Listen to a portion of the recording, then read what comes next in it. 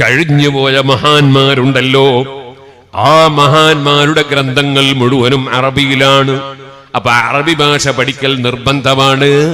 അറബി ഭാഷ പഠിക്കാതെ ഒരു മനുഷ്യനെ ആലിമാകാൻ കഴിയൂല. അതുകൊണ്ടല്ലേ മൗദൂദി സാഹിബ് ആലിമല്ല, ജമാഅത്തെ ഇസ്ലാമിയുടെ സ്ഥാപകനായ മൗദൂദി ആലിമല്ല. അദ്ദേഹത്തിന് അറബിയിൽ ഒരു സ്വാഗതം പോലും പറയാൻ കഴിയില്ലായിരുന്നു.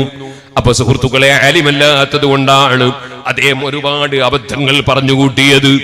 ലോകത്ത് ആരെല്ലാം അബദ്ധങ്ങൾ പറഞ്ഞോ അവരൊന്നുകിൽ ആലിമല്ലാത്തവരാണ്, അല്ലെങ്കിൽ ആലിമായിട്ട് ഇബ്ലീസിന്റെ തരീഖത്ത് സ്വീകരിച്ചു പോയവരാണ്.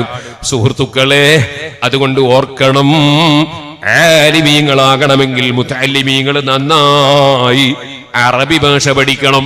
അതുകൊണ്ട് ആദ്യം തന്നെ വന്നാല് ഫഅല ഫഅല ഫഅലു ഫഅലതു ഫഅലത ഫഅൽന, അത് നന്നായിട്ട് മീസാൻ പഠിക്കണം, അജിനാസ് പഠിക്കണം, സുഗറയും കുബറയും പഠിക്കണം.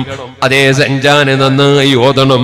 ആ സഞ്ചാൻ പഠിച്ചാൽ പോരാ, അവാമിനും തഖ്വീം ലിസാനും ഖത്തർനദിയും ഒക്കെ നന്നായി അധ്വാനിച്ച് പഠിക്കണം. എന്നിട്ട് വേണം അൽഫിയും ഫത്ഹുൽ മുഈൻ ഒക്കെ ഓതാൻ. ആദ്യം തന്നെ വന്ന് ഫത്ഹുൽ മുഈൻ ഓതിയാൽ ഫത്ഹുൽ മുഈൻ മനസ്സിലാവൂല, അൽഫിയ മനസ്സിലാവൂല, ഒരു കിതാബും മനസ്സിലാവൂല. നഹ്വും സർഫും നന്നായി പഠിക്കണം. അതിന് മുതഅല്ലിമീങ്ങൾ നന്നായി മെനക്കെട്ട് പഠിക്കണം.